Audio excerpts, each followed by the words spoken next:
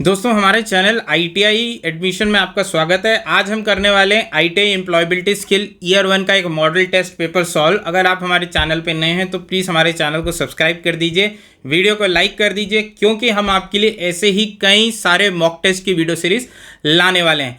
और अगर आपने अभी तक हमारा ऐप डाउनलोड नहीं किया है तो उसका लिंक डिस्क्रिप्शन में है, आप हमारा ऐप भी डाउनलोड कर सकते हैं, जो आपको ITI के एग्जाम पास करने में बहुत मदद करेगा। पहला क्वेश्चन है, which one of the following is not an objective of incentive. Incentive देने के पीछे ये कारण नहीं हो सकता, ये उद्देश्य नहीं हो सकता। क्या क्वालिटी इंप्रूव करना? बिल्कुल ये उद्देश्य होता है। High cost of production? नहीं, बिल्कुल नहीं। हाई कॉस्ट ऑफ प्रोडक्शन ये हमारा उद्देश्य नहीं होता है। कभी भी कोई भी इंसेंटिव इसलिए नहीं मिलता है कि आप कंपनी की कॉस्ट ऑफ प्रोडक्शन बढ़ा दो। तो हमारा आंसर नंबर 2, ये आंसर नंबर 2 बिल्कुल ठीक है। मैं इसको एक बार डिलीट करके फिर से लिख देता हूँ। आंसर नंबर 2 एकदम ठीक है। तो नंबर 2 हमारा आंसर है। क्या हाई आउटपुट निकालना उद्देश्य होता है? बिल्कुल होता है। रिड्यूस वेस्ट कम हो, बिल्कुल वेस्ट कम करने के लिए भी हम इंसेंटिव देते हैं, पर कॉस्ट ऑफ प्रोडक्शन बढ़ाने के लिए इंसेंटिव नहीं देते हैं।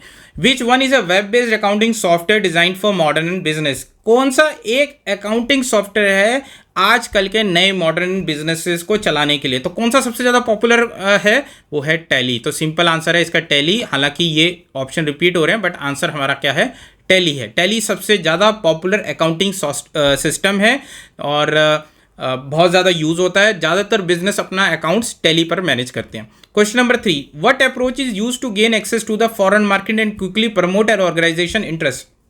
कौन सी ऐसी अप्रोच है जिससे कोई भी ऑर्गेनाइजेशन विदेशी बाज़ारों या उन संगठनों में या वहाँ पे अपनी प्रेजेंस बनाने के लिए बहुत क्विकली अपने आप को वहाँ पे स्थापित कर सकती है, प्रमोट कर सकती है? तो कौन सा ऐसा अप्रोच है? तो वो अप्रोच कौन सी है? Joint venture. किसी दूसरी कंपनी के साथ जॉइंट वेंचर करके कोई भी कंपनी एक नए मार्केट के अंदर क्विकली अपनी जगह बना सकती है। तो इंडिया में अगर बात करेंगे ऐसे कौन कौन से वेंचर हैं, एक है वॉल्वो आइशर, ठीक है, Maruti Suzuki, Volvo Eicher, Maruti Suzuki, और बताइए कोई? हिंदुस्तान मोटर्स,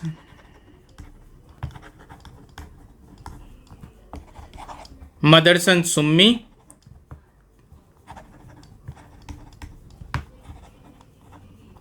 ये कंपनियां हैं जो फॉरेन के साथ जिन्होंने कोलैबोरेट किया इंडियन कंपनीज के साथ और इंडिया में अपनी प्रेजेंस बनाई। ऐसे इंडियन कंपनीज भी हैं जो फॉरेन प्लेयर्स के साथ कोलैबोरेट करके उनके मार्केट में अपनी प्रेजेंस बनाते हैं। आपको याद होगा महिंद्रा ने भी चाइनीज़ किसी मैन्युफैक्चर के साथ कोलैबोरेट किया था, बट वो फेल हो गया, इंडिया में उतना चला नहीं।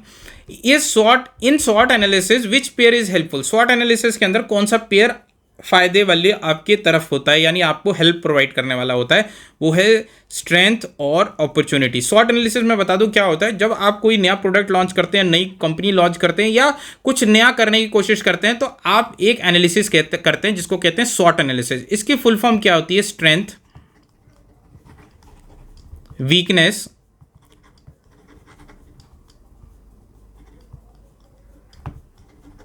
अपॉर्चुनिटी और थ्रेट।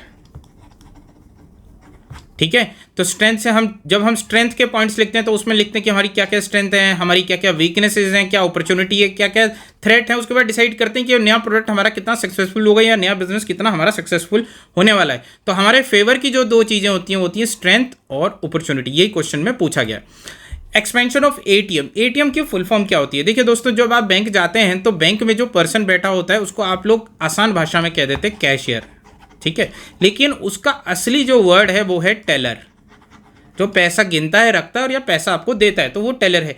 तो जो मशीन ऑटोमेटिकली इस काम को करे उसको कहते हैं हम ऑटोमेटेड टेलर मशीन, यानी ये नंबर 2 वाला पॉइंट क्लियर सही है इसका, ऑटोमेटेड टेलर मशीन, क्योंकि ये उस टेलर के काम को जो बैंक में बैठा है मैनुअली कर रहा है उसको ऑटोमेट करके कर रही है। तो इसका फुल फॉर्म है ऑटोमेटेड टेलर मशीन। छठे पॉइंट की बात करते हैं, द छठे क्वेश्चन की बात करते हैं, the process used by business to verify the identity of the client. आजकल क्या हो गया, अपने क्लाइंट की आइडेंटिटी को वेरीफाई करने के लिए बिजनेस किस प्रोसेस को यूज करते हैं कि आदमी जेन्युइन है, सही है कि नहीं, या इसने मुझे गलत डॉक्यूमेंट्स तो नहीं दे दिए। तो वो क्या है, केवाईसी। केवाईसी की फुल फॉर्म होती है नो योर कस्टमर। बैंक जाएंगे, आप अपना अकाउंट खुलाएंगे या लोन लेंगे, जो कुछ भी ऐसा बैंक के साथ आप करना चाहेंगे, ट्रांजैक्शन अकाउंट खुलवाना, तो वो बोलते हैं भैया अपना केवाईसी दे दो। केवाईसी क्या होता है, आपका आधार कार्ड वगैरह ये सारी डिटेल, पैन कार्ड नंबर, ये सब क्या होता है, केवाईसी होती है। इसका फुल फॉर्म क्या होता है, know your customer. Which stage is a period of rapid revenue growth. Business के अंदर तेजी से जिस स्टेज में पैसा आने लगे, राजस्व आने लगे, रेवेन्यू आने लगे, वो कौन सी स्टेज होती है बिजनेस के लिए, वो होती है ग्रोथ स्टेज। बिजनेस हमेशा 4 स्टेज से गुजरता है। एक होता है इंट्रोडक्शन स्टेज, है ना, उसके बाद उसके अंदर आती है ग्रोथ, उसके बाद एक लेवल आ जाता है कि वो बिजनेस मैच्योर हो जाता है, फिर उसके अंदर आने लगता है डिक्लाइन। तो ये बिजनेस या किसी भी प्रोडक्ट की एक साइकिल होती है। तो सबसे ज़्यादा जो रेवेन्यू की ग्रोथ आती है वो आती है ग्रोथ स्टेज के अंदर। तो इसका आंसर है growth stage. Expansion of GDP. अब ये पूछ रहे हैं जीडीपी की फुल फॉर्म क्या है। देखिए, हर चीज़ को मापने का कोई एक आंकड़ा होता है, कोई एक पैमाना होता है। जैसे दूध को नापेंगे तो लीटर्स में नापते हैं, गेहूं को नापना है या आटे को नापना है तो किलो में नापते हैं। दो शहरों के बीच के डिस्टेंस को आप कैसे नापते हैं, किलोमीटर्स में। उसी तरह से जीडीपी, देश की अर्थव्यवस्था को नापने का एक तरीका होता है जिसको कहते हैं जीडीपी, है ना, और उसका फुल फॉर्म होता है ग्रॉस डोमेस्टिक प्रोडक्ट। तो देश की अर्थव्यवस्था को किससे नाप सकते हैं, जीडीपी से, और उसका फुल फॉर्म क्या है, gross domestic product. Entrepreneurship. Entrepreneurship क्या चीज़ होती है, जब कोई पर्सन अपना खुद का बिजनेस स्टार्ट करता है जिसको बिजनेस में पुराना एक्सपीरियंस नहीं हो, या वो किसी नई फील्ड में बिजनेस स्टार्ट करता है, तो उस चीज़ को कहते हैं एंटरप्रेन्योरशिप। एंटरप्रेन्योरशिप मतलब किसी बिजनेस को बहुत छोटे लेवल से स्टार्ट करके बहुत बड़े लेवल तक लेके जाना या आगे तक लेके जाना, तो उसको कहते हैं एंटरप्रेन्योरशिप। तो एंटरप्रेन्योरशिप कौन सी टर्म है जिसको हम एंटरप्रेन्योरशिप के साथ यूज कर सकते हैं, वो है इन्वेस्टर। नहीं, इन्वेस्टर वो होता है जो पैसा लेकर आता है। एम्प्लॉयर नहीं, एम्प्लॉयर उसको कहते हैं जो जॉब देता है। Self employment, yes, self employment यानी स्वरोजगार। इस टर्म को हम एंटरप्रेन्योरशिप के साथ यूज कर सकते हैं। एम्प्लॉयमेंट सीख कर नहीं, जॉब चाहने वाला, नो।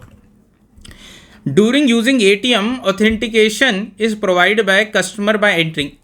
जब हम एटीएम का प्रयोग करते हैं तो इस बात को ऑथराइज करने के लिए कि मैं सही पर्सन हूँ इस एटीएम कार्ड को यूज़ करने के लिए, तो हम क्या चीज़ उस मशीन में इनपुट करते हैं, वो क्या है, cash, no, IFC, no, KYC, no, PIN. हम जब डालते हैं एटीएम के अंदर एटीएम कार्ड तो क्या एंटर करते हैं, पिन। जैसे कंप्यूटर में लॉगिन करने के लिए पासवर्ड डालते हैं। Which one of these document is not acceptable for fulfilment of KYC norm. KYC norm के अंदर ये डॉक्यूमेंट आपका वैध नहीं है या मापदंडों पे खरा नहीं है, तो वो क्या है, इनकम सर्टिफिकेट। ये देखिए, ये सब आपके केवाईसी के अंदर आते हैं। जैसे वोटर आईडी कार्ड आप केवाईसी में लगा सकते हैं, राशन कार्ड लगा सकते हैं, रेजिडेंस सर्टिफिकेट यानी आधार कार्ड लगा सकते हैं, बट इनकम सर्टिफिकेट आपका केवाईसी में यूज नहीं होता है।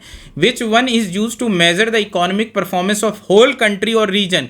पूरे देश की अर्थव्यवस्था या किसी एक क्षेत्र की, राज्य की अर्थव्यवस्था नापने के लिए कौन सा पैमाना यूज होता है, कौन सा मापदंड यूज होता है, तो वो होता है जीडीपी, ग्रॉस डोमेस्टिक प्रोडक्ट। पहले पढ़ाया था मैंने आपको शायद 10 नंबर क्वेश्चन में।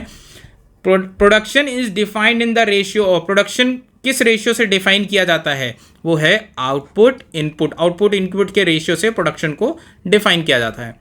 एमएसएमई का फुल फॉर्म क्या है, ये एक एमएसएमई क्या है, एक ऑर्गेनाइजेशन है जो छोटे और लघु उद्योगों को प्रमोट करने के लिए बनाई गई है। अब छोटे और लघु उद्योग क्या हो गया, micro, small and medium enterprise. देखिए यहाँ थोड़ा सा उन्होंने चेंज कर रखा है। माइक्रो यहाँ पे इन्होंने स्केल कर दिया, फिर यहाँ पे मैक्रो कर दिया, फिर यहाँ पे माइनर कर दिया। तो ध्यान रखिए, माइक्रो, स्मॉल, माइक्रो मतलब बहुत छोटा, स्मॉल मीडियम लेवल के एंटरप्राइज इसको जो प्रमोट करती है वो ये ऑर्गेनाइजेशन है एमएसएमई। एमएसएमई बहुत सारे कोर्सेज भी कराती है, आप एमएसएमई की वेबसाइट पे चेक कर सकते हो। Productivity is defined as the ratio of, ये पुराना क्वेश्चन रिपीट हो गया, इसका आंसर है output input. For medium manufacturing enterprises the investment in plant. Medium level के जो मैन्युफैक्चरिंग ऑर्गेनाइजेशन है उनको संयंत्र यानी प्लांट और मशीनरी लगाने में कहाँ तक उनका बजट होना चाहिए, तब वो उस कैटेगरी में फॉल कर सकते हैं। 5 करोड़ टू 10 करोड़। यहाँ देखिए लाख लिख दिए, लाख नहीं है, करोड़ है, ठीक है। तो 5 करोड़ से 10 करोड़ तक का जब कोई इन्वेस्टमेंट करता है प्रोडक्शन और मशीनरी के अंदर, तो उस इंडस्ट्री को, उस कंपनी को मीडियम कैटेगरी में रखा जाता है कि मीडियम एंटरप्राइजेज है। Low production will lead to, low production होता है तो क्या होता है, लो प्रोडक्शन से क्या नौकरी में सुरक्षा मिलती है, नहीं। पॉलिटिकल स्टेबिलिटी आती है, नहीं। जीडीपी गिर जाता है, बिल्कुल सही। क्या जीडीपी बढ़ जाता है, नहीं। तो आंसर यह है कि जब हमारे देश की प्रोडक्शन कम हो जाती है हर मतलब किसी भी फील्ड में, तो जीडीपी जो है वो कम होती है। एक्सपेंशन ऑफ सिडको, सिडको क्या है भैया, SIDO, ऐसी टर्म्स आपको बार बार आती रहेंगी कि सिडको क्या है। देखिए, standard industry development organisation, no. Small investment, नहीं। Development organisation, small income, no. Small industries development organisation, आजकल क्या गवर्नमेंट का फोकस है जो छोटी उद्योग है उनको प्रमोट करना, तो इस वजह से ये टर्म्स जो है स्मॉल बिजनेस रिलेशन से आपको ज़्यादा पूछी जा सकती हैं। तो स्मॉल इंडस्ट्रीज डेवलपमेंट कॉर्पोरेशन इसका आंसर है, सिडको का फुल फॉर्म आप गूगल भी कर सकते हैं। स्वॉट एनालिसिस में एस का क्या मतलब होता है, क्वेश्चन पूछ रहा है, तो स्ट्रेंथ। देखिए यहाँ सक्सेस भी लिखा है, सर्वे भी लिखा है, सर्विस लिखा है, बट स्ट्रेंथ, आपके बिजनेस की क्या स्ट्रेंथ है। Which one is the correct channel through which marketers can reach customer, कौन सा जिसमें से लिखा हुआ चैनल है, देखो ध्यान देना, इसमें से लिखा हुआ चैनल है जो एक मार्केटर कस्टमर तक पहुंचने के लिए यूज कर सकता है। कौन सा मीडियम इसमें से यूज करता है, क्या मैन्युफैक्चर पहले रिटेलर के पास जाएगा, तो ये तो यही गलत हो गया, नो। क्या मैन्युफैक्चर डायरेक्ट कस्टमर के पास जाएगा फिर रिटेलर के पास जाएगा, नो। क्या मैन्युफैक्चर रिटेलर और कस्टमर, ये सही हो सकता है लेकिन उससे पहले अगला पढ़ लें, मैन्युफैक्चर रिटेलर कस्टमर होलसेलर, नहीं। तो हमारा आंसर क्या है, मैन्युफैक्चरर रिटेलर कस्टमर। अगर मान लो बाई चांस यहाँ एक पॉइंट आता है जिसमें लिखा होता है मैन्युफैक्चरर होलसेलर रिटेलर और कस्टमर, तो ये आंसर सही होता ना कि ये आंसर। तो अभी इन 4 ऑप्शंस में से मैन्युफैक्चरर रिटेलर कस्टमर एक सही ऑप्शन है।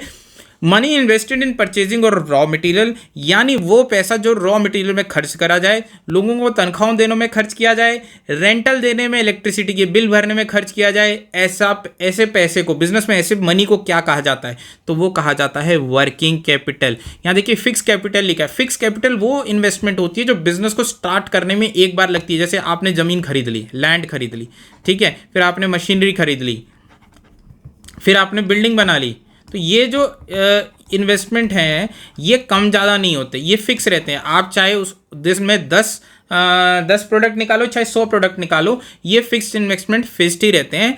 लेकिन वर्किंग कैपिटल वो इन्वेस्टमेंट होता है जो प्रोडक्शन के हिसाब से बढ़ या घट सकता है। जैसे रॉ मटेरियल, भाई आपकी प्रोडक्शन कम है तो रॉ मटेरियल कम लगेगा, अगर आपकी प्रोडक्शन ज़्यादा है तो ज़्यादा लोगों को हायर करना पड़ेगा, और कम है तो कम लोगों को हायर करना पड़ेगा, सैलरीज इस हिसाब से कम जाएंगी। तो ये जो एक्सपेंसेस होते हैं वर्किंग कैपिटल, ये जो होते हैं ये फिक्स्ड नहीं होते हैं, ये करंट के जो एक्सपेंसेस हैं उनको मैनेज करने के लिए होते हैं।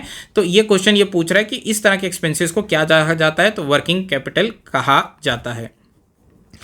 अब ये क्वेश्चन पूछ रहा है what is the employment ratio if there are 125 million people in the labour force, 100 million people are unemployed and 25 million are not. मतलब आपको बेरोजगारी की दर पता लगानी है। अगर आपके पास 125 मिलियन है, अब मिलियन छोड़ दो, आप इसके चक्कर में मत पड़ो। अगर ये बोल रहा है 125 मिलियन है जिसमें से 100 मिलियन लोगों को जॉब मिल रखी है और 25 मिलियन लोगों को जॉब नहीं मिली, तो आप बताइए कि बेरोजगारी दर क्या होगी। तो जिन लोगों को जॉब नहीं मिली 25, इनको जॉब नहीं मिली, किससे डिवाइड कर दें, 125 टोटल लोगों से इंटू 100, है ना। तो ये डिवाइड हो गया 25 बन जा 25 4 जा ये 25 5 जा 125, ये हमने 25 से इनको कर दिया 5 2 जा 10 0। तो बेरोजगारी दर क्या आ गई 20%। यानी जितने बेरोजगार लोग हैं हमने उनको ऊपर रखा, नीचे उनको रखा जो टोटल लोग हैं 100 से गुणा करके परसेंटेज निकाल दिया 20%। अब बात करते हैं पेड फॉर्म ऑफ आइडियाज, यानी ऐसे आइडियाज जिनके लिए आप पैसा दें। Goods and service are called, विचार वस्तु और सेवाओं के सशुल्क रूप में कहा जाता है। क्या चीज कहा जाती है, वो होती है advertisement. A person who is associated with starting of A business, ऐसा पर्सन जो किसी बिजनेस को स्टार्टिंग करने से उसके साथ जुड़ा हो, तो उस पर्सन को क्या कहेंगे, पहले समझाया था, आप ध्यान दीजिएगा, एंटरप्रेन्योर। मैंने बताया था जो एंटरप्रेन्योर है वो किसी बिजनेस को स्टार्ट करता है और उसकी इस जर्नी को कहते हैं entrepreneurship. In an economic growth role of entrepreneur is to, एक इकोनॉमिक ग्रोथ में एक एंटरप्रेन्योर, ऐसे व्यक्ति जो बिजनेस स्टार्ट करे, उसका क्या रोल होगा। दोस्तों ये आखिरी 25वां क्वेश्चन है। जनरेट अनएम्प्लॉयमेंट जनरेट करेगा, नहीं। स्टैग्नेट स्टैंडर्ड ऑफ लिविंग, स्थिर जीवन स्तर, नो।